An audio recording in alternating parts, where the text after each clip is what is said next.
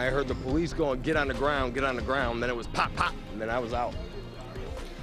A wild scene in Riverside. Police shoot and kill a woman who charged at officers with 2 big knives. And tonight we learned the 4-year-old boy who was stabbed just moments before police arrived has also died. And the boy was the woman's grandson. And family members tell News 4 this is the woman who stabbed him and was shot by police, 38-year-old Charlene McNally Fears.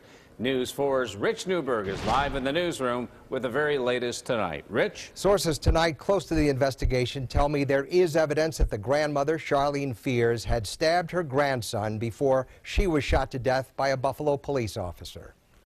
It was a tragic scene on Esser Avenue in Riverside. 38-year-old Charlene Fears had just been shot dead by a Buffalo police officer after authorities say she had charged toward responding officers and was armed with 2 large knives. The officers had also discovered a 4-year-old boy bleeding profusely on the porch. It was the child's maternal grandmother who the officer had just shot. The officers were charged by a woman running out of the house who was armed with 2 large knives,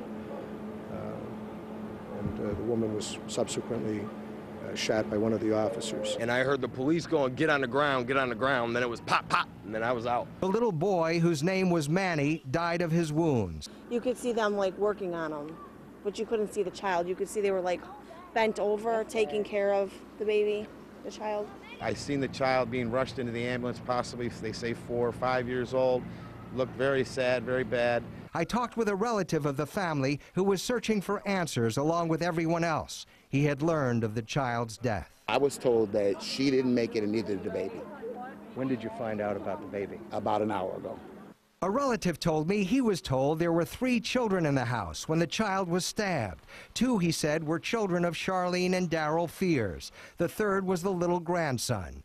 The violent and tragic deaths have badly shaken this neighborhood. I never think that somebody would do that to an innocent little kid, you know, like, there's nothing that a kid can do that will make you go that far. How can a grandmother hurt her children? I mean, no, I have over 30 grandchildren. There's nothing I would do to hurt mine. No, never. This case is being investigated by the Homicide Squad and Police Internal Affairs in Buffalo. The officer who shot Charlene Fears has not been named. Reporting live, Rich Newberg, News 4 at 11.